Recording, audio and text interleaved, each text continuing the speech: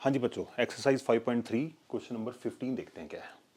ये problem some है, ये केस स्टडी बेस्ड क्वेश्चंस इसी तरह से बनते हैं। बड़े सारे पैराग्राफ को देख के बिल्कुल नहीं घबराना, इसमें से काम की बातें आपको ढूंढनी पड़ेंगी। देखिए ना क्वेश्चन क्या कहता है।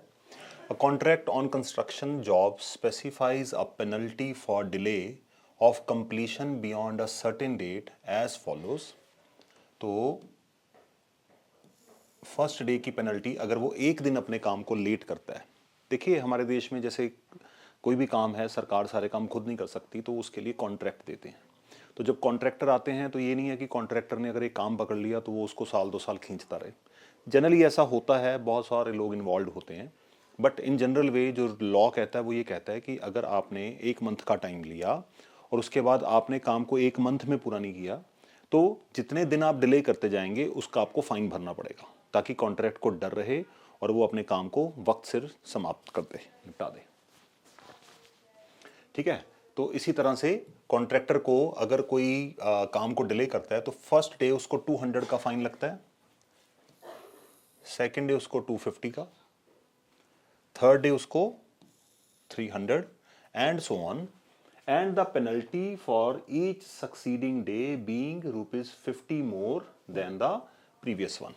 तो हर बार पेनल्टी जो है वो 50 रुपए बढ़ती जा रही है। ठीक है, तो स्टार्टिंग कहां से हो रही है? 200 से। तो पहले पेनल्टी लगेगी 200, तो 200 के बाद पहले पेनल्टी लगेगी 200 और 200 के बाद 250, फिर 300 एंड ब्ला ब्ला ब्ला बढ़ती जाएगी। और if their work had been delayed for 30 days, तो उसको कितना फाइन इन टोटल पे करना पड़ेगा। तो इसी के लिए हमें इसको सॉल्व करना है। चलिए देखते हैं।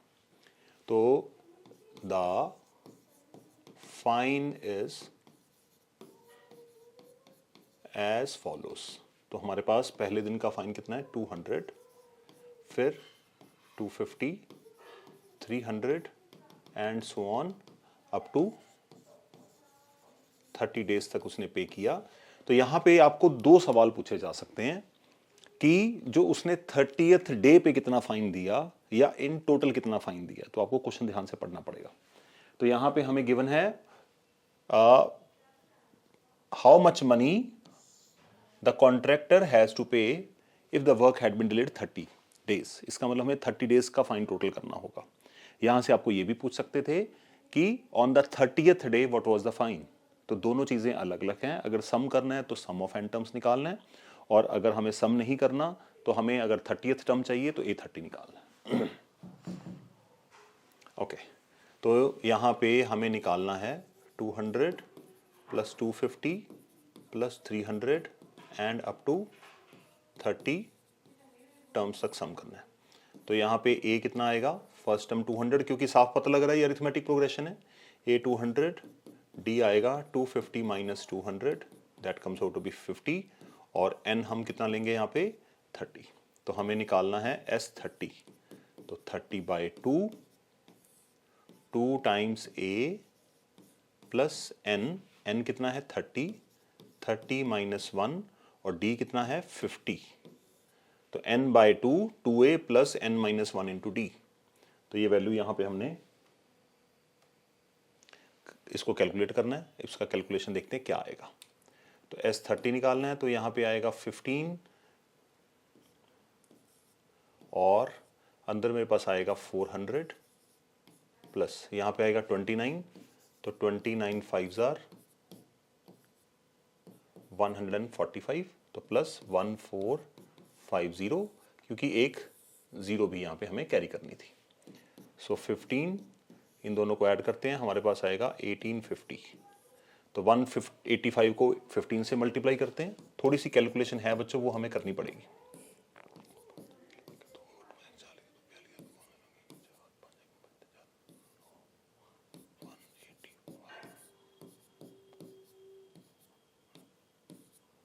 टू 775, और एक जीरो भी यहाँ पे हमें कैरी करनी है।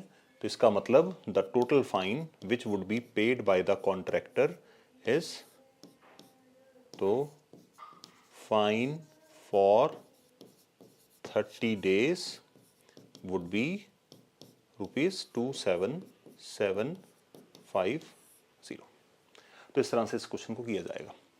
मेरा पर्सनल बिलीफ है कि प्रॉब्लम सम जो होता है जिसमें बहुत सारा कंटेंट लिखा होता है, मोस्ट ऑफ द टाइम वो आसान होता है, बट हमारे जो जब स्टूडेंट्स उस पैराग्राफ को देखते हैं तो उनको लगता है कि बहुत बड़ा क्वेश्चन है। लॉजिकली क्वेश्चन में आपके काम की बात बहुत छोटी होती है, तो डेटा को एक्सट्रैक्ट करिए, जैसे मैंने यहाँ पे चीज़ों को बाहर निकाल लिया, बस अब इस पैराग्राफ की कोई ज़रूरत नहीं पड़ेगी। ठीक है, चलिए नेक्स्ट क्वेश्चन देखते हैं क्या है।